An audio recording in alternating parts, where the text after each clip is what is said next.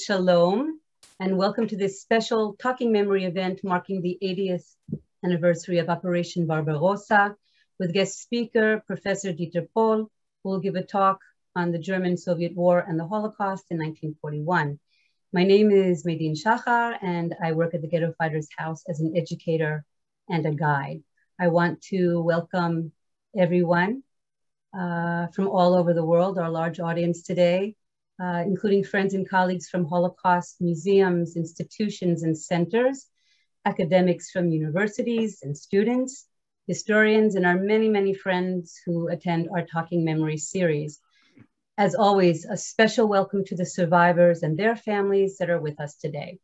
We want to thank everybody for their support over the past 10 months and interest in our programs. Today's program is in partnership with our friends at Classrooms Without Borders, the Rabin Chair Forum at George Washington University, and Genesis Philanthropy Group. And now I would like to invite the CEO of the Ghetto Fighters House, Yigal Cohen, to give the opening remarks. Yigal? Hello, everyone. 80 years ago, Operation Barbarossa was launched. Hitler and the Nazi regime opened a new and gruesome battlefront against the Soviet Union, leaving a trail of blood in the Eastern Front. This war opened a new and dark chapter in the history of the Jewish people and all mankind. On the eve of Germany's invasion, in the summer of 1941, there were hundreds of Jewish communities, large and small, in the territories of the Soviet Union. Close to 2 million of these Jews were murdered in the Holocaust by bullets during the Nazi occupation. At the Ghetto Fighters House, we see this study and commemoration of Soviet Jewry as an important mission. This history sheds light on such an important and somber component of the Holocaust, which was the prelude to the existence of the death camps. We knew little of the Amidah, the spiritual resistance of those Jews and their participation in the war effort. The metaphorical iron curtain that for so many years prevented us from seeing the many acts of bravery, courage, and common destiny is now raised. We're happy for the opportunity to give agency to such an important chapter in the history of the Holocaust of the Jewish people, as well as to continue to commemorate the Holocaust and to educate the young generation. I would like to thank our partners, Professor Dieter Pohl, Classroom Without Borders, the Rabin Chair Forum at the George Washington University, and the Genesis Philanthropy Group that has been an important and major partner in supporting us in educating the young generation and integrating the subject of the Holocaust of Soviet Jewry. A great thanks to you, the hundreds of participants, and to Khmeimiy Shachar for directing the Talking Memory lecture series for the past year, wishing us all a fascinating and interesting program. Thank you, Yigal. And I also can't believe it's been 10 months and how many programs that we've had. Our last program before the summer is on Elie Wiesel, and I'll save my remarks about that for July 11th. And now I would like to introduce our speaker today, Professor Dieter Pohl. Dieter Pohl is Professor for Contemporary History at Klagenfurt University in Austria, and considered one of the leading experts on the Holocaust in Poland and Ukraine. He has published widely on the Holocaust and other Nazi crimes, German occupation policies in Eastern Europe, and the Second World War. And he is the co-editor of a 16-volume document series, The Persecution and Murder of European Jews by Nazi Germany, 1933-1945. That's the English translation of the book that the series that came out in German. A long piece of work from 2008 to 2021, and it is a landmark collection of primary sources. And As I understand from Professor Pohl, the last volume was published just this past May. And I would like to give the floor to Professor Pohl. Yes, so good evening, everybody, or good day to everyone from the States. I'm here in Germany, in Bavaria, at my home, so I hope my Wi-Fi connection will stay stable. Thank you, Madine, for organizing this and inviting me. Thank you, Yigal. So what are you going to expect the next probably 1 hour? I'm going to give you an overview, and since there are lots of Holocaust experts around, as I see here, most of what I say is not new to you, so I'll try to combine two big subjects. The one is the German-Soviet War, which started a little bit more than 80 years ago, and the second one is the Holocaust in the Soviet Union. So I'm starting with a general overview on the war, how it came to the war, how the war proceeded, and then I will turn shortly to the German occupation regime and come to the Holocaust on Soviet territories in general. And in the last part, I will focus a little bit more on Ukraine, which is my field of expertise, especially German occupation policy and German extermination policy in Ukraine, but it also includes the responsibility of Romanian forces in this respect.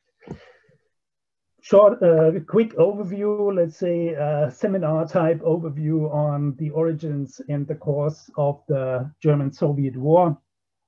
As you all know, it was not the first effort to conquer Russia or the Soviet Union. Actually, it was the fourth one, and only one of these four was actually successful. That was the conquest of the Mongols by the Mongols in the 13th century. Nobody knows anymore. More or less all other efforts like the Swedish king, the Swedes in the 18th century or Napoleon in the 19th century failed, as did the Germans. So for the prehistory of the German-Soviet War, I think the experiences of the early, late First World War period and early post-war period after 1918 is very important, both on the German side, because the Germans were already there where they came to in 1941, 1942.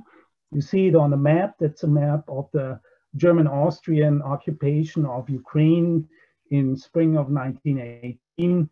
So it's almost a similar area. But it's also important, what followed is the retreat of the German troops and the Russian Civil War. There were still Germans fighting in the Baltics, and lots of them later on returned in 1941. But it's also very important, the Jewish experience in that respect, because right after the German retreat from the Ukraine or southern Russia, the big wave of pogroms started, as you all know, and this is a very important experience of the Jewish communities.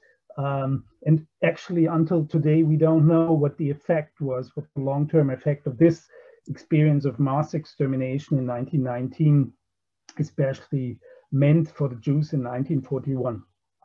So the whole conflict, the whole confrontation stopped in 1920 with the takeover of the Bolsheviks and the retreat of all the interventionist troops. And interesting wise, during the 1920s, there was a German-Soviet friendship, you can call it, of the two outcasts in the international system. So both Germany, who lost the war and had to recover from the Versailles Treaty, and the Soviet Union, who was isolated in the international system, came to each other more or less, and there were good relations in the 1920s, as you all know. However, this changed already before Hitler came to power in around 1930, when the conservative elites in Germany became more and more anti-Bolshevists. That's unclear. I just wanted to say that this started already prior to 1933. And of course, Hitler from early on published his quest for Lebensraum, living space, in his book Mein Kampf, My Struggle. And it is a constant ideological feature of Hitler's worldview to attack the Soviet Union. And so the whole relation shifted during the mid-1930s, and the Nazis became especially anti-Bolshevik by the mid-1930s, 35, 36. What happened then, you all know, is a very strange change of sides, the strange alliance of August 1939 with the Hitler-Stalin Pact. So Hitler and Stalin, the biggest dictators of their times, cooperated for a certain time. And it was for both a very convenient agreement. You have to see they partitioned East Central Europe, but they also saved themselves from a two-front war, the Germans against the West, and the Soviets were fighting against the Japanese until August 1939. This cooperation worked quite fine, especially until June 1940, when Hitler conquered Western Europe.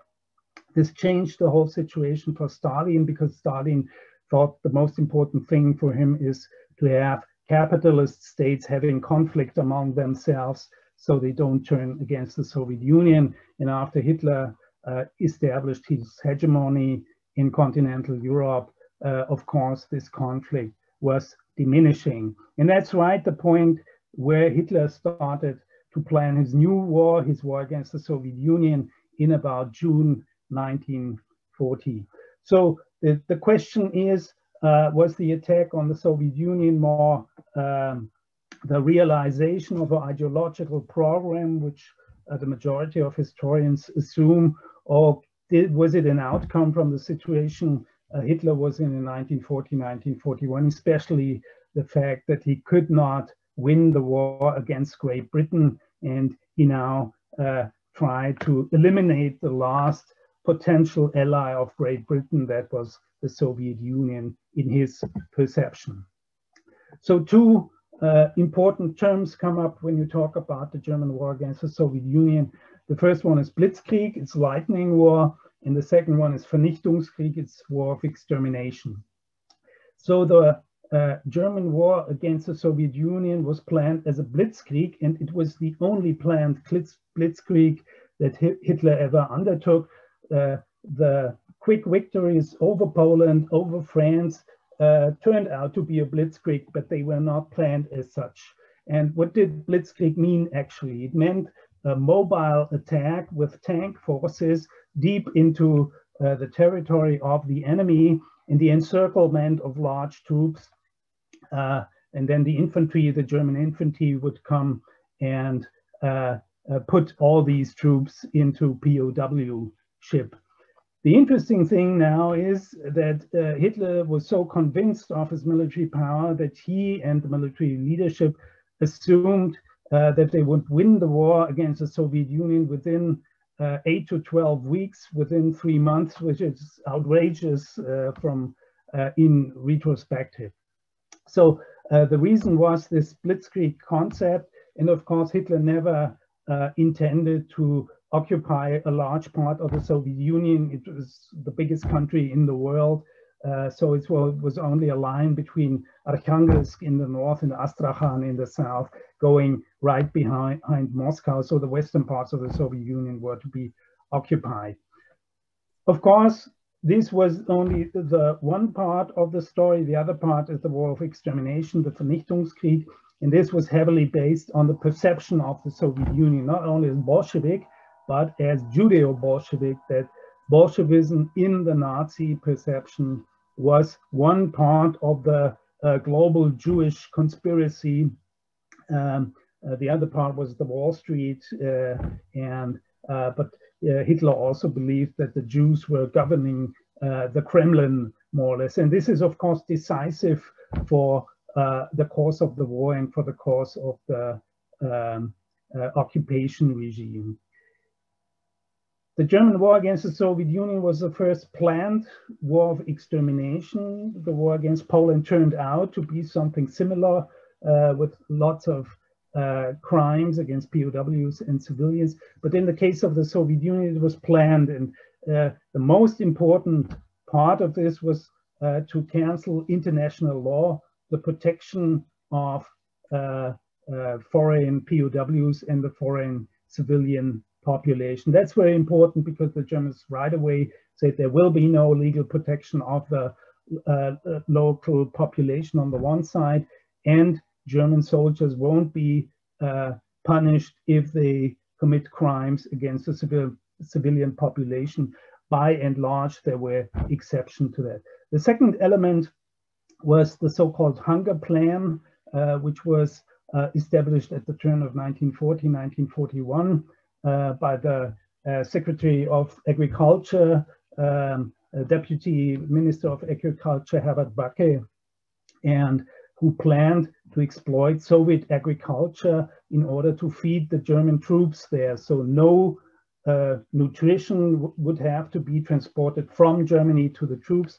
All the food would be taken away from Soviet agriculture, and this meant that the food would be also taken away from a large part of the Soviet population. There was a German estimate that approximately 30 million inhabitants would either starve to death or escape from the German occupied territories. In the end, this was not fully realized, but it was realized to a certain extent. And the third element was the direct planning of mass murder of specific groups among the POWs and among the Soviet civil population. I will come back to that in a minute, which groups were affected. Now, what is most important and is often overlooked in Holocaust historiography is the actual cause of the war and the reasons why the Soviet defense failed. And the reasons are manifold. One of the major arguments which prevails in historiography is that Stalin decapitated his officer corps during the Great Terror in 1937, 1938, and that's why the Red Army was not capable to set up an actual defense. I don't think that's the major reason. There is new research on the Red Army and its capabilities. There were several problems with preparation of the Red Army. There were probably the most decisive problem was the communication within the Red Army. The Red Army did not rely on radio, but on overland communication. That means cable communication, which is of course extremely vulnerable. A second element was, of course, Stalin's decision making. Stalin did not believe that the Germans would attack. There were a lot of warnings since March 1941, when the German troops established themselves in occupied Poland. But Stalin believed that this is a big maneuver of the Germans to renegotiate the German-Soviet treaties, especially the economic exchange. And Stalin always believed that Hitler would never be so stupid to start a two-front war against Great Britain on the one side, against the Soviet Union on the other side. Of course, Stalin was wrong, and Hitler unleashed this two-front war on 22nd of June 1941. And one of the reasons for the quick German attack and for the early German successes was the Blitzkrieg's concept. Another reason, as I said, were the structural deficiencies of the Red Army and the Soviet leadership. And a third element, for example, is the dislocation of the Red Army. It was close to the German-Soviet demarcation line in eastern Poland, in the Baltics, in Bessarabia, so it could be easily encircled. And finally, an important element is that the German Air Force almost completely destroyed the Soviet Air Force on the ground. Why I'm saying this is very important for the cause of what we are all doing research about, is that Stalin's lack of defense, or the failure of defense, is an absolutely crucial moment for the Holocaust. Because if the German troops had been stopped, let's say 100 or 200 kilometers inside the Soviet Union, the Holocaust would never have unfolded the way it did. during 1941. And one might speculate that the whole Holocaust wouldn't have happened if the German attack on the Soviet Union would have been a failure. Actually, it was so that the Blitzkrieg schedule, which foresaw the major military defeats of the Red Army until September, October, it did not work out, because already after 1 month in mid-July 1941, the Wehrmacht had to stop in the Battle of Smolensk, which you find here in the center area in around the middle here, little to the north, where the green field meets the red field. You see here Smolensk. And the German army had to stop for 2 weeks. So the whole schedule did not work anymore. And finally, as we all know, in December 1941, the Wehrmacht was stopped by the Red Army in the Battle of Moscow.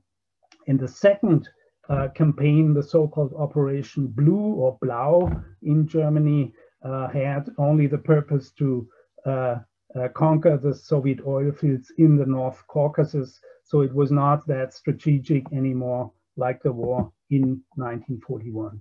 If we now turn to the side of the Jews inside the Soviet Union, one of the most important questions is why did so many Jews come under German rule in summer of 1941? And that's, as I said, absolutely crucial for what happened afterwards. There had been a deportation of Jewish refugees in Eastern Poland in June 1940.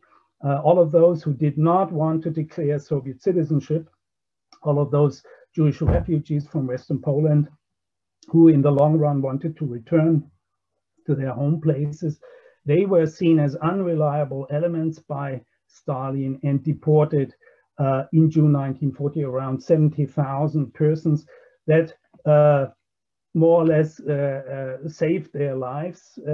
We have to say so. Stalin's deportations, in a certain sense, had a good effect in the long run. What concerns now the Jewry in these territories in general, there were no specific evacuation plans for Jews in specifically for Jews, but there were already before the beginning of the German-Soviet War major planning operations for an evacuation of parts of the Soviet population. What actually happened after the beginning of the war, and probably started already some days before the war, was the evacuation of certain groups among the population, especially the qualified workers and the functionaries of the state and the party and of the secret police, for example, were by and large evacuated together with their families.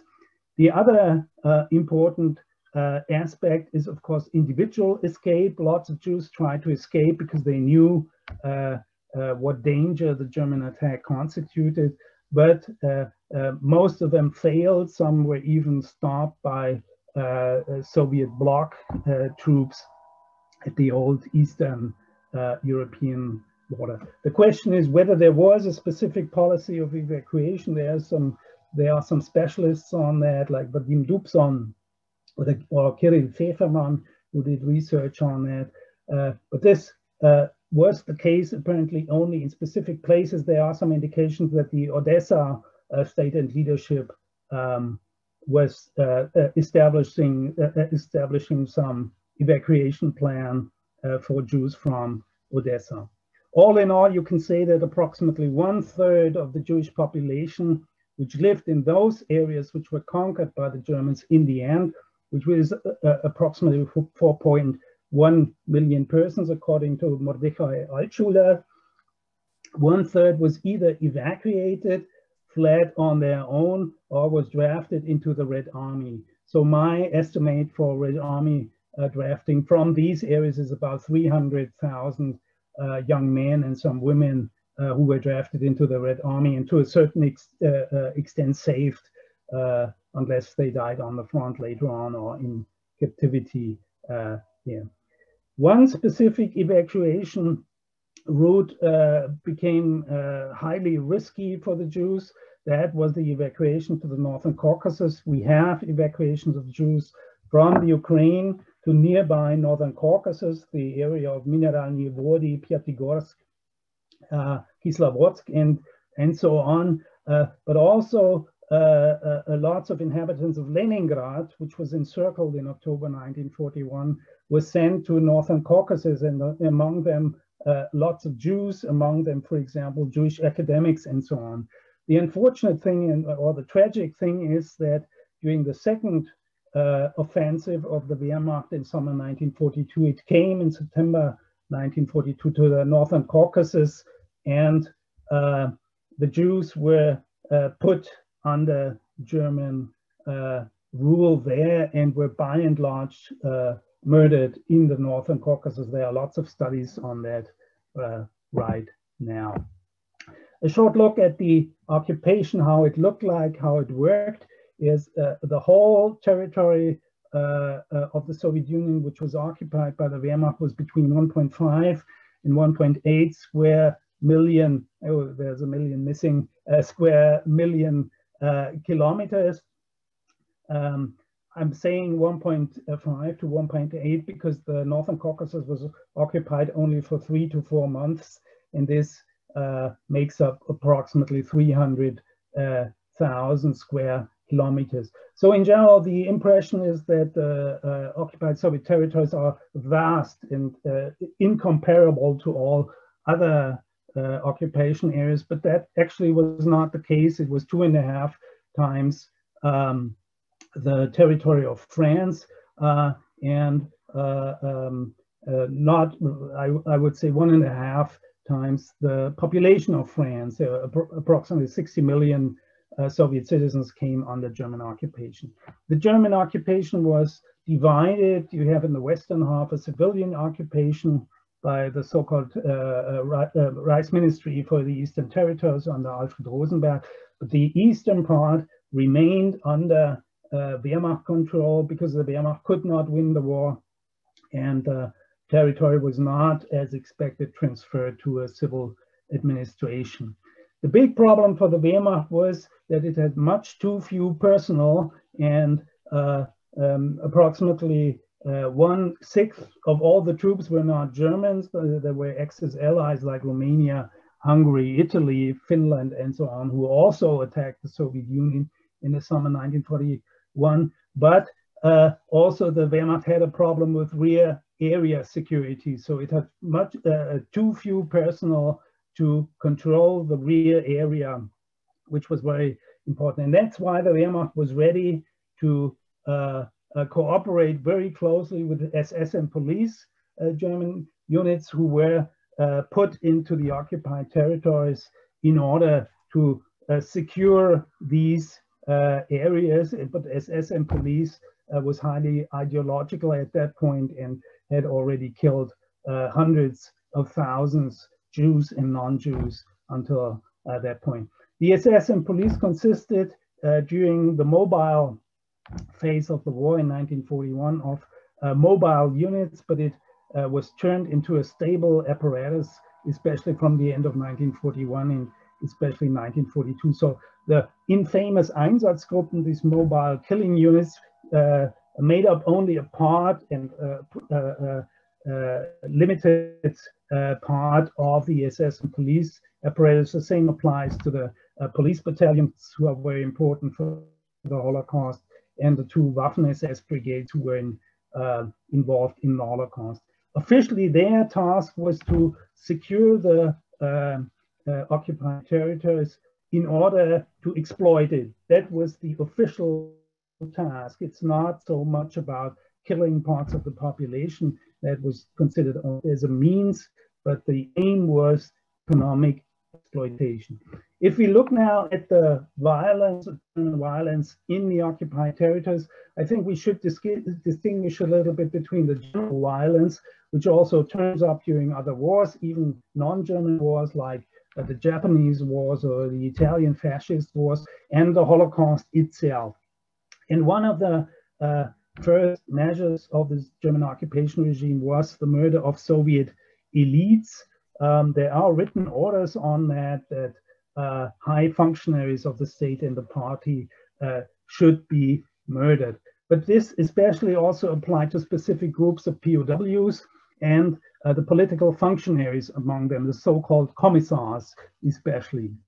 I'm coming to that in a minute. But also, it is quite obvious that the Wehrmacht early on received the order to separate Jewish Red Army POWs and to kill them.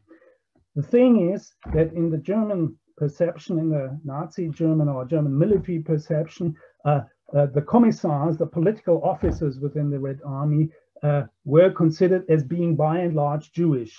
And as we know from research, this was not the case. Approximately 25% of the commissars were Jewish in the 1920s, but in 1941, it was almost 7% or so of the commissars were actually of Jewish origin. And the final, more general part of German violence was the repression of resistance by reprisal executions, and this started already in July and August 1941. These were directed against, predominantly against Jews and Russians, only at a later point also against Ukrainians and others. Now I come to the Holocaust and the Soviet Union. I think it's important to have in mind, or to keep in mind, that the Holocaust did not start in the Soviet Union. Some say the Holocaust started in 1933. I would say mass murder as part of the Holocaust started in September 1939 in Poland. We have already mass executions of Jews. There are two infamous examples. The one is the Khmeimiy massacre in September 1939, the Odessa massacre in October 1939, and there were lots of individual killings and of course mass starvation in the ghettos already prior to the German attack in the Soviet Union.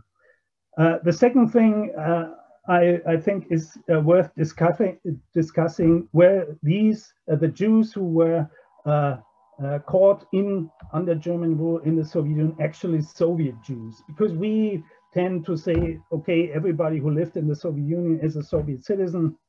But on the other hand, you have to see that the majority of Jewish communities in the Soviet Union lived in areas which had been annexed by Stalin in 1939, 1940. And in my mind, these annexations were not according to international law. These were not very different from Hitler's annexations, and these were parts of the Hitler-Stalin Pact.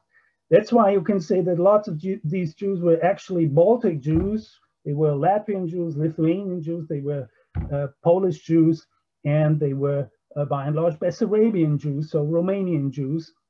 And if you look at the final dimension of the Holocaust in the Soviet Union, you will find out that approximately 60% of the Jews who have been murdered there lived in these annexed territories. So the majority of the victims actually were occupied by Stalin first and then by Hitler second. So the question is whether we can call these Soviet Jews. Here on the map, you see a more broad dislocation of the biggest Jewish communities in Europe, and you see this overlap of Polish, Baltic, Soviet, and Romanian areas. It's a more general map. Now I come to the specific policies for the Holocaust, and it was a question of debate among historians, in this case, especially among German historians, whether Hitler and the Nazi elite planned to kill all Jews in the Soviet Union already prior to the war against the Soviet Union. That means prior to June 1941. This was assumed until the 1980s and based more or less as sources on the statements of Einsatzgruppen leaders like Otto Ohlendorf.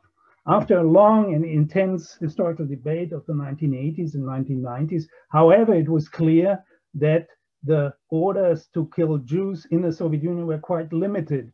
And the only written order we have mentions Jews in Soviet state and party functions. Juden in Staats- und Parteistellungen. That's the only written order we have. Of course, lots of orders were destroyed. But if we look at the actual killings in the early weeks, it's quite clear that this also affected Soviet POWs of Jewish origin, and it more and more affected Jewish males of military age between 18 and 35. And there are some indications in the military files that the general orders were given to kill this sector of Jewish society. What is most important that the German SS and police units, they were entrusted with a general task to secure the rear areas, and they got they could do what they want in the end. If they considered it necessary to kill all Jews for the securing of the rear areas, it was their responsibility, and that would happen in some times, in some instances. For example, in Latvia, we have very early also killing of Jewish women and children. The first wave of killings after the attack on 22nd of June 1941 affected especially Western Lithuania, the town of Gardziai, or German Garsten, I think it's wrong written here, sorry, and of Sokal in Eastern Galicia. Both these killings were about June 25th, 22nd, 1941. That means 3 or 4 days directly after the attack. The second big subject Holocaust research has been investigating were the pogroms, especially in Western Ukraine, in Galicia and Western Volhynia, but to a certain extent also in Lithuania. We have now new excellent studies, especially on the pogroms in Eastern Galicia, which show that the pogroms were planned only to a limited extent, so they evolved from the situation in June, July 1941, and also they evolved from the cooperation of the German military on the one side, the Einsatzgruppen, and also local anti-communist groups played a role here, especially in Lithuania, to a limited extent also the organization of Ukrainian nationalists in Western Ukraine. But the majority of killings in this early periods during the first 3 or 4 weeks was committed by the German Einsatzgruppen and the German police battalions, and they were looking especially for local Jewish elites like community leaders or academics, for example, but also, as I said before, the Jewish man aged between 18 and 45. You see 2 photographs of pogroms. On the left side is Tarnopol or Ternopil. On the right side, you see a photograph from the Lviv pogrom, end of June, beginning of July 1941. After these first weeks, we see an escalation of mass murder. As I said, in June, July, especially the murder of alleged communists, of Jewish men, academics, Jewish men in general, and so on. And we see in different places the escalation, also the extension to women and children, starting especially in August and September 1941. And the final step of the escalation is the annihilation of whole communities in newly occupied areas. That means the further east the Wehrmacht and the Einsatzgruppen go, the more they kill. For example, Babin Yar is such a case where the whole Jewish minority in one big Soviet city was killed right a week after the German occupation.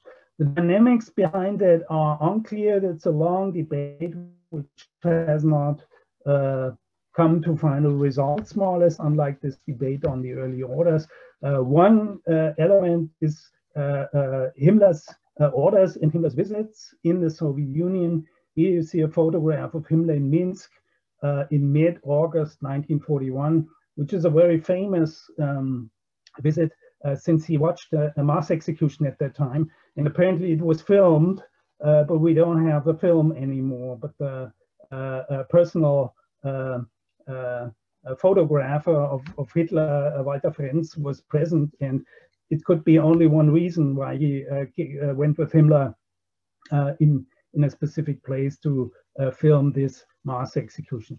A second element which has been brought forward was a kind of competition between the killing units. So each killing unit wanted to report to its superior, in this case, Heydrich, the chief of the security police, or Himmler. And finally, there was a certain internal dynamic of the killings, because if all the able-bodied men were killed during the first weeks, the women and children were left over, sometimes interned, and nobody wanted to feed them. So the breadwinners were killed, and that's why especially the military administration, but also the early civil administration, for example, in Lithuania, asked the Einsatzgruppen to kill women and children too, in order to get rid of them, so the German administration doesn't have to feed them. But as I said, this is still under debate, and it's an extremely complex question. Now I come to the connection between warfare and Holocaust. The most common connection, which also is known for a long time, is the cooperation of the Wehrmacht in the Holocaust. And there is a certain formal element which is often not very realized in Holocaust studies, that in the areas which were near to the front, the so-called rear army areas, that means the area right behind every army, the armies had full control over all the units in these areas. That means also about over the Einsatzgruppen, and they could control them, they could tell them what to do, where to go, and so on and so forth. And some of the armies exercised that control, but most of them let them do their work in a certain sense. Because behind the army area, there was the army group area, Heeresgebiet. There the Einsatzgruppen and police battalions had a freedom of action. They were not controlled by the Wehrmacht. That's important to know. So near to the front, the Wehrmacht was in charge and could control what the other units did. What is most important for the cooperation of the Wehrmacht in the Holocaust is the activity of the military administration in the area. So in every city, in every town, there was a Ortskommandant, a specific unit which administered these areas. And these military administration units, they were responsible for registration of the Jews, for assigning the Jewish star to the Jewish population, and in several instances for setting up ghettos, for example, in Minsk. But the military administration also cooperated closely with the killing units in mass murder. It supplied personnel, for example, to convey victims, to guard execution sites, and so on. It provided transportation trucks and so on and so forth. And we now know that it provided ammunition to the killing units. For example, the ammunition for the Babinyan massacre was transferred by the German quartermaster general some weeks before that. We have the documents for that. So what is not quite clear what the relationship, the direct relationship between warfare and mass murder was. Christopher Diekmann in his study has found out that in Lithuania, the Wehrmacht urged the police to kill the Jews in those areas which were along the logistic lines of the Wehrmacht, which were important for the infrastructure of the Wehrmacht. We don't know that about the other areas. Research is not as strong. The second thing, as I said, the army could control the Einsatzgruppen activities, and there are such cases, as I mentioned. And it was, for example, the 11th Army who controlled Einsatzgruppe D, that's in the southern Ukraine, for a month, completely restricted their activity. They told them where to go, what to do, and so on and so forth. And we have at least one case where the army stopped a mass murder because it was too close to the front. That was in Artemivsk or Artyomovsk in eastern Ukraine. And we have cases where the Wehrmacht took a different position. It tried to save its forced laborers, but that we have almost exclusively in the Western occupied areas. We have it in Poland, we have it in the Baltics, we have it to a certain extent in Eastern Galicia or Western Volhynia. It's much less visible if you go further east. A more general question is whether there was connection between the general strategy and the cause of the Holocaust. The first thing which is important to reconsider is that the war was actually planned for only 3 months. So all the killing actions, the so-called executive measures, were planned for 3 months in order to secure the rear area for this short war. So it was not quite clear what would happen if the war was won. And of course, the German planning scheduled this military victory for September or October 1941. So it's not clear what would have happened after that, whether they would have extended the killings on women and children and whole communities. We don't know. That's counterfactual. The second thing is whether the cause of the war affected the general policies against the Jews. And there's this thesis by Christopher Browning that Hitler, in a state of euphoria in July 1941, when he thought he would win the war, unleashing the Holocaust for the whole of Europe.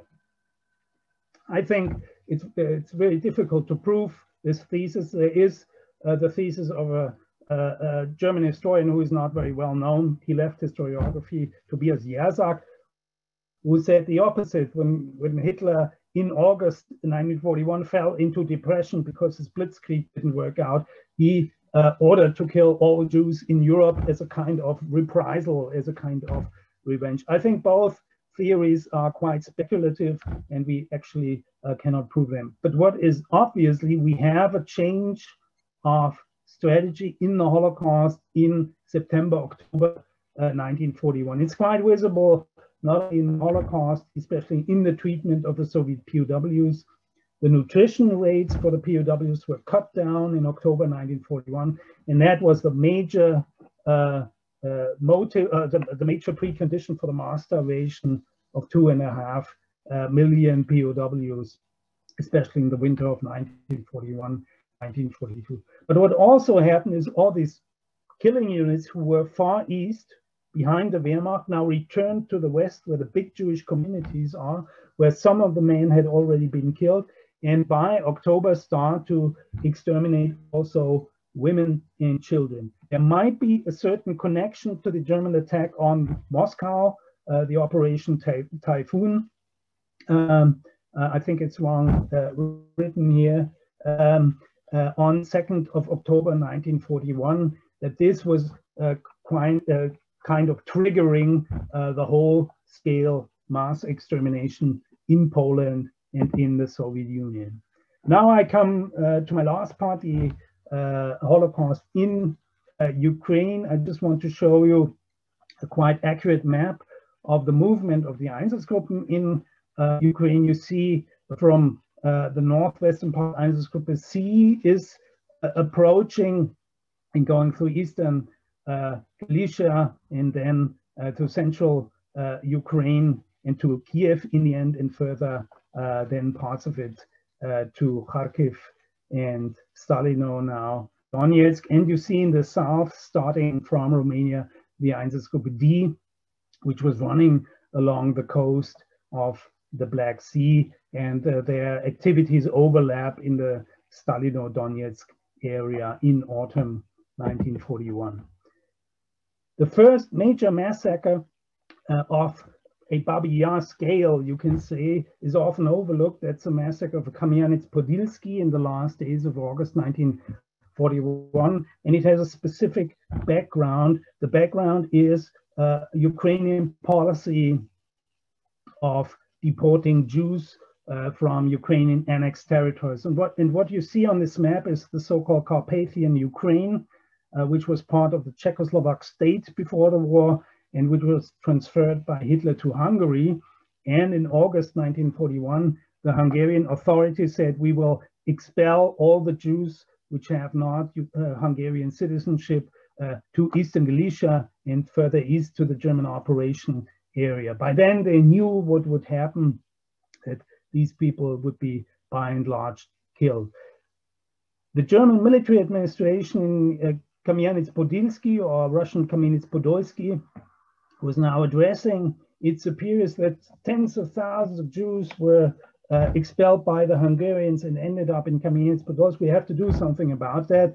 And then there was a meeting between the administration, the military, the civil administration, and the SS and police, and especially this man on the bottom, Friedrich Jeckeln, the higher SS and police leader, Russia South, he was at that point. And it was decided to kill all these so-called refugees, the people expelled by Hungarian authorities. And this was what happened during 3 days at the end of August 1941. 23,700 human beings were killed by Jeckelin's unit.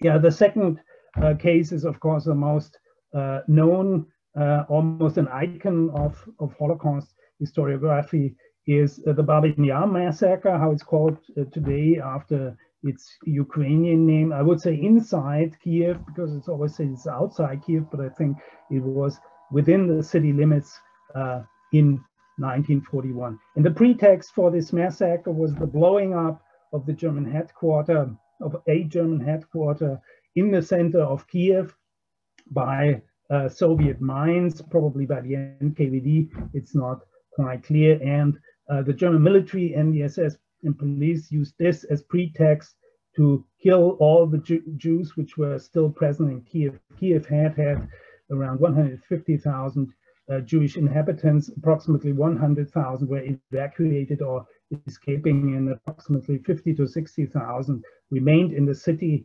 And on the 2 days, the famous 29th of September 1941, German SS and police units killed these 33,771 human beings. Here you see at the left the place of Babin Yar. Here photographs of people being marched to Babin Yar. The photos after the blowing up of the pit of the Raven sides by German pioneer units, also Wehrmacht, by the way. And here one of these aerial photographs of the Germans from 1943. And in the middle, one of the few survivors, Dina Bronicheva, she is the most famous of them. Approximately 12 persons were able to leave this area and survive the war, and they testified afterwards. And the final big massacre inside the Ukraine was in Kharkiv. Kharkiv was conquered comparatively late in October 1941, and the same happened as in Kiev. The German headquarters was blown up, and the German military used that as a pretext to participate in the mass murder of Kharkiv Jews. The Kharkiv city administration registered all the Jews. They were brought to these barracks of a tractor enterprise at the outskirts of Kharkiv and killed nearby. It's not quite clear whether it was in the last days of December 1940 or January 1942. And here you see a photograph of the exhumations in 1943, 1944 of this murdered, of the corpses in Trobitsky Yar, how the place is called. If we look at the Ukraine, we have to take into consideration not only the German mass murder of Jews, but also the Romanian mass murder of Jews. The Romanian army participated in the war against the Soviet Union because Romania wanted to retrieve its lost territory, which it had lost in July 1940, Bessarabia and northern Bukovina, and that's why they participated in the attack. It was a week later than the Germans, but already during this stable situation when the Romanians were preparing for the attack, the biggest massacre of Jews until then occurred not under German rule, but under Romanian rule, the so-called Iași pogrom. I think the naming is not quite appropriate. It was a massacre together with the so-called train of death. Approximately 13,000 Jews were killed in Iași at the end of June 1941. When the Romanian army attacked then and entered Bessarabia, it already had a pogrom plan. We have much more Romanian sources than German sources, and this pogrom plan has survived. We have published it in our 16 volumes, and it was organized together with the Romanian local population, Bessarabia, to kill Jewish neighbors. And what is astounding, the Romanian units and some of the inhabitants already killed complete Jewish communities. That means including women and children, before the Germans did that on a larger scale. During the first 6 weeks, the Romanian units killed almost as much Jews as German units on a much larger front. After August 1941, the Germans have, of course, the larger parts. But the Romanian Holocaust did not stop with the killings in Bessarabia and northern Bukovina. All the survivors were then deported to Transnistria. Most of you know this area between Dniester and Yuzhny Bug, the southern Bug, here north of Odessa, and where the Bukovinian Jews came in the western side and the Bessarabian Jews to Odessa, and the eastern side who fared much worse. Yeah, very specific is also the Odessa massacre, which is often overlooked, besides the Khmeimiy Podilski and the Khmeimiy massacre. It's the third biggest massacre, and might be even the massacre with the most victims in all of the occupied Soviet Union. We don't know, because this has not been investigated. And there we have the same mechanism, that the Romanian army headquarters in Odessa was blown up by the Soviet secret police. And then Marshal Antonescu, whom you see here, ordered mass murder as a retaliation. And thanks to a disobedient Romanian soldier, we still have this order. You see it here. It's the telegram which was sent from Bucharest to Odessa. And here you have the English translation: as retribution for blowing up the headquarters, Marshal Antonescu orders execute all Jews from Bessarabia. And parts of the Jews should be locked up in a building and blown up. The last sentence which destroyed this order, after reading it, he did destroy it. So that's why it survived in a Romanian archive. And that's what happened at the end of October 1941. The Romanian army, and that's important, it's not so much Siguranța, the Romanian Gestapo, you can say, and also not so much the gendarmerie. And it's not even the Germans who were present in Odessa at that time. It's the Romanian army who kills the Jews in Odessa in several places. You see it here on the map. West of Odessa is Dalnik, the major massacre site. But there were also 2 massacres inside Odessa, in a military prison and in a military barrack. And here you have a photograph from the Odessa Holocaust Museum, where you see these 9 barracks where the Jews were pushed in, and they were set on fire, and one barrack in the middle was blown up like Marshal Antonescu has ordered it. Only one person, a small boy, survived this massacre, and that's Mikhail Saslavsky. You see him right bottom here. All others were killed. So the lowest estimate for the number of kills is 25,000, but approximately, probably there were more victims than that. And finally, the last wave of Romanian-initiated massacre affected the so-called Goita camps.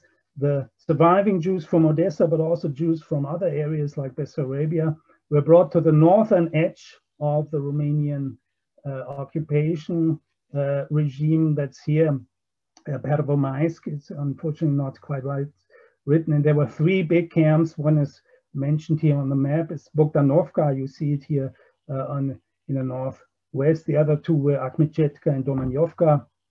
And there, around Christmas 1941, the Romanians ordered a complete destruction of the inmates. Here you see these pigsty of a kolkhoz where the Jews were crammed in. And the Romanian gendarmerie, together with ethnic German Selbstschutz, self-defense units of young ethnic Germans, and Ukrainian policemen, killed all the Jews between December 1941 and March 1942. After considering all of these mass murders in 1941, it's important to underline that the majority of Jews on Soviet territories were killed in 1942, because the majority of the Jewish communities lay in the West and not in the East. And in October 1941, the second wave of mass murder started in the western part of the Soviet Union, or to be precise, in eastern Poland. And now, especially women and children were killed. So the whole extermination strategy was turned around 180 degrees. Not the able-bodied men, they were saved as useful workforce, but the women and children and the elderly were killed. And this starts in October 1941, but the biggest wave of mass extermination, as happened in central Poland in the general government, occurred between May and November 1942, when hundreds of thousands of Jews were either shot or sent to Auschwitz extermination camp. This also shows in 1942 we have a disconnection of the course of the war and the Holocaust. It's not so closely related to the military, it's not so closely related to the front and to the needs of the front. Here you see maps with the development of the Holocaust in Ukraine. The first map shows you how many Jews lived in the different regions of the Ukraine. And the second shows you quite clearly where the most Jews were killed during 1941. And you see how it's escalating from west to east, and in the center, that's especially Babinja in the north, but it's also the Romanian occupied areas in the south. You see this strip in the middle of the Ukraine map where the most killings occurred in 1941. In 1942, however, it turns to the west, and this is the area where most of the big Jewish communities were located: Western Volhynia, Eastern Galicia, Vinica area, and so forth. And only in Eastern Galicia there were Jews alive in 1942 and killed then. So I come to my conclusion. It's important to see the connection between the Blitzkrieg and the Vernichtungskrieg. That means between the military planning, the military strategy, and the mass murder on the other side. Mass murder was not only a means for ideological reasons, it was also a means of warfare. In the German perception, it meant if the German rule kills as many supporters of the Soviet regimes, and the Jews were recognized as supporters of the Soviet regime, it would enhance German military activity and bring the Germans closer to victory. On the other hand, the Holocaust in Soviet territories is a continuation of the Holocaust in Poland. We shouldn't forget that there were mass executions, there were gassings in Poland quite early, not of Jews, but of mentally ill people, and mass deportations on an everyday basis happened in Poland before. What's the difference is now the systematic killing escalating to the extermination of whole Jewish communities in the Soviet Union, the consensus with the Wehrmacht, which was not the case in Poland in 1939. There were lots of criticisms against the SS and the police. And of course, in Poland, the war ended after some weeks. In the Soviet Union, it ended only after 3.5 years with the German defeat. Said the German forces did not kill all the Jews when they entered the Soviet territories. There were 3 steps of escalation: Jewish men, women and children, and finally the extermination of whole Jewish communities in the East. And there were autonomous Romanian killings. You can say that approximately 10% of the Jews killed inside the Soviet Union were killed by Romanian units, some of them with German cooperation, most of them without. We see after the end of the expected Blitzkrieg, which did not end because it failed, we have a turn to total annihilation on Soviet territories. But the majority of victims in the Soviet territory were those next areas, and most of those communities were destroyed in 1942, or in Eastern Galicia even in 1943. That was far away from the front. So thank you for your attention. And thank you, Dieter, for a fascinating hour. I can't believe it's already after 10 o'clock our time. And there are questions. Actually, some of the questions in the chat box were answered during your talk, but I did write down a few questions. First of all, there was a few questions to clarify things that people were trying to understand. One question was, did you actually mention that the Soviet military leadership was decapitated? Is that what you said? Someone is asking. Yeah, that's a common term in Soviet history. Around 7,000 officers were executed under Stalinism. That's what. So the head, more or less, of the Soviet army, of the Red Army, was not decapitated, of course, but it was weakened to a large extent in 1937, 1938. Okay, thank you for that clarification.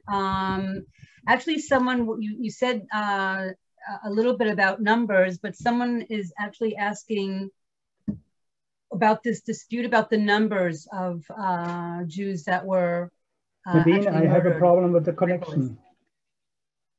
Someone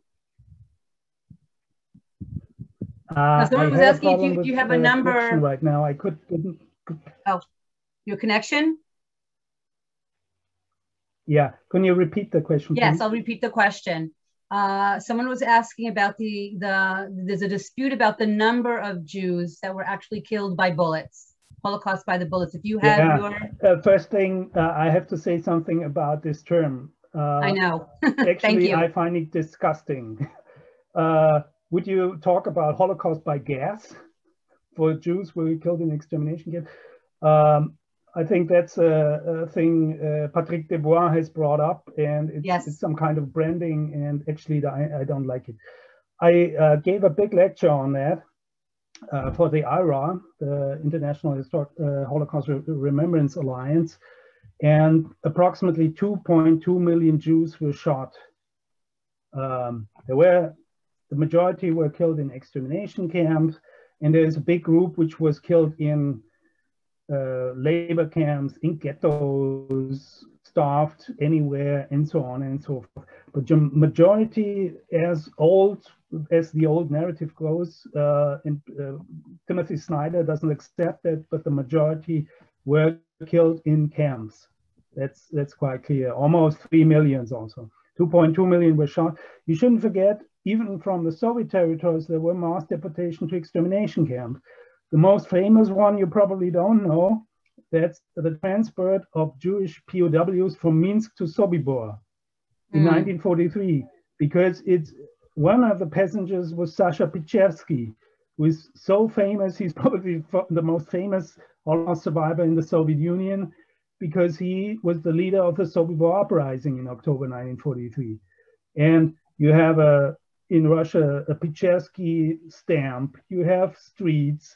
Putin honored him after his death, and so on. There's a big Pichevsky cult, and the reason behind it is very clear, because it was a Soviet, to put it badly, who liberated the Jews. I mean, he was Jewish himself, but it was a Red Army soldier. The Jews couldn't do it themselves, more or less. He was a Jew, of course. So that's only one transport, but there are, as I said, 200,000 Jews were deported from Eastern Galicia to Belzec, and those are also called, counted among the so-called Soviet Jews. So if you take into consideration that the Jews in the Baltics, some of them were transported to concentration camps in the Baltics, and especially to Estonia, because there were these oil camps. I don't know the English expression. It's not exactly oil. In German, Ölschiefer. That's a product which is taken from the earth, and it's oily. And all of them were not, or most of them were not shot, but evacuated to the west. They came to Stutthof concentration camp near Gdańsk. So you can say about 300,000 Jews inside the occupied Soviet territories were not shot, but transported to the west. Lots of them survived, but you have to take this into consideration. And of course, there were mass executions of Jews in Poland, in Serbia, and so on and so forth. That's quite clear. But as I said, I prefer to stay with mass executions and avoid Shoah par balle. I absolutely agree, and thank you for saying that. I just wanted to relay the question. I have to take a question by Darius Stola, because he's here tonight. Uh, and the question is actually, you know, a very general question, but I think it's a question that so many of us ask over and over, and we're also asked as historians and educators and guides. So he asks, when and where were the earliest cases of total killing, actual or intended, or whole communities? Yeah. When and where? I know what David Silberklein taught us, but it's easy to say the first complete extermination of the Jewish community was in October 1939 in Ostrov Mazowiecki. But there are two reasons for that, and that's why it's a little bit, you have to relativize it in a certain sense. Ostrov Mazowiecki was right at the German-Soviet demarcation line, and the majority of the Jews switched sides and they fled to the Soviets because they knew they were safe there. But there were approximately, I think, 300 Jews left, and then a fire broke out in Ostrov. And the Germans came there and said, it's the fault of the Jews. The Jews were putting fire on the city. And they shot all of them, including women and children. And it was a police battalion. It was not an SS unit. And they made photos of it, and the photos are available. So this is the first extermination. What refers to the Soviet Union, it's Jelgava, in German Mitau. That's a Latvian city, and that's in mid-July 1941. The Germans kill all the Jews there. That's very early for the Germans, as I said. But I'm not quite sure about that, and I have to be careful what I say. It was apparently a suggestion by the Latvian secret police, by the Latvian Gestapo, to do that. And as I mentioned before, the Romanian army and gendarmerie who entered Bessarabia started in, I think, 3 or 4 places to completely exterminate the Jews beginning July 1941. Unfortunately, this hasn't been published yet. There's an excellent Romanian researcher who is an expert on communist crimes, but he came across all these trials from the late 40s and early 50s, and there it turned up that the Romanians tried these units, the soldiers, the gendarmes, who went into right up over the border in the first small towns and completely exterminated the communities there. There are some really good books on that. For example, I think it's a Swiss historian, Simon Geisbühler, who worked as a diplomat in the area and as an amateur historian started to investigate that. And these are excellent books. And there's now new research by Victor Solonari and so on, which defines it. And the interesting thing about that is when the Germans entered the Soviet Union, they were looking for communists and for people who worked together with Soviet authorities, which was not a long time because, for example, Lviv, the Soviets were only for a short time. And what the Germans did is to kill Jews as communists, but also non-Jews as communists. But what the Romanians did, they made a secret agreement. They said, we don't touch you ethnic Romanians, non-Jewish, if you help us kill the Jews. And they knew, and Antonescu in 1943 once mentioned between 40 and 50,000 Romanians collaborated with the Soviets when the Soviets came to Bessarabia. But they didn't kill them. They killed only the Jews. They put the blame on the Jews. And it was a specific policy the Germans did not so much apply. Interesting, because so it you have to, 3 places where you have complete extermination. Yeah. And so there's another question. Natalia Alexion is asking about the influence of the local pogroms. Now you're talking about the militia, but yeah. I think she's talking more specifically about how groups form pogroms and how did that actually influence the final solution. That is my question too. I think we'll end with this question tonight. Thing is, Natalia knows more on that than I do. So I just give her my opinion about it. I heavily rely on Kai Struve's book, which is outrageously good. It's a 600-page book, which goes into detail, and it shows you in the Lviv prisons what happened in every room, more or less. It's very detailed. The thing is, the Germans, in my mind, were using a strategy which came from the First World War. During the First World War, they said the Russian Empire is a multi-ethnic state, so we have to look for allies who are anti-Russian. Let's say in the Caucasus, Georgians, whatever, Ukrainians, why not, and so on. And what we provoke them to rise up against the Soviets to make the Russian rear unsafe. That's a typical structure, structure of warfare, like fifth column strategy. And that was the general German aim. And I think the pogroms were part of that. So we have for the Baltics some documents which show that the Germans were talking with the Lithuanians, I think with Geležinas Vilkas, Iron Wolf, right-wing extremist group to unleash pogroms. In the Ukrainian case, it's quite difficult to find that out.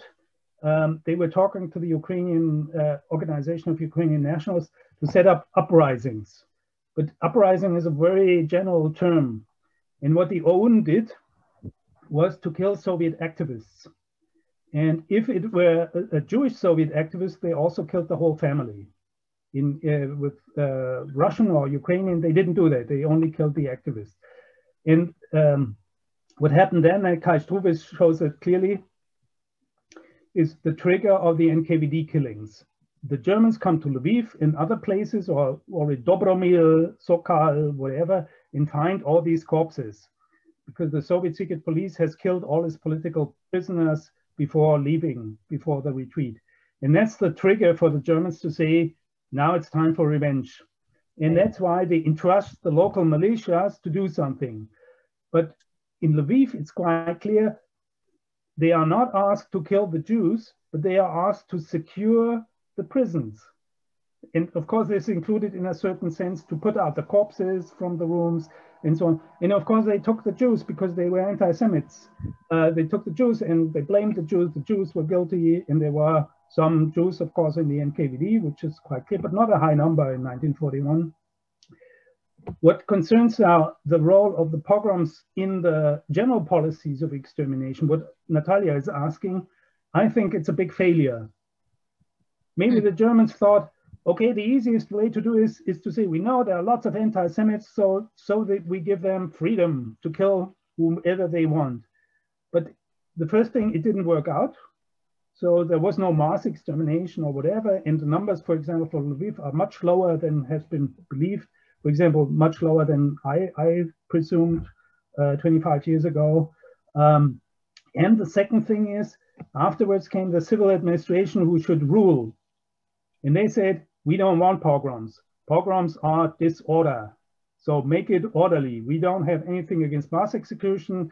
That's German order, but please not pogroms. It's, destruction of property, public disturbance, and blah, blah, blah. That's quite clear. Messy. So I think this, for a certain time, this was an idea by the German security police for a certain time to make their task easier, but it didn't work out. Okay, thank you so much for that answer. And I hope, Natalia, well, we have a reason to get together and discuss that. Yeah. We have lots of reasons. I owe her a manuscript.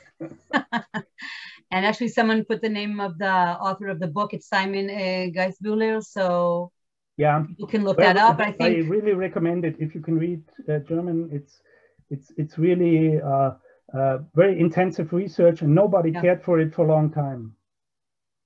Okay. So I want to thank you again.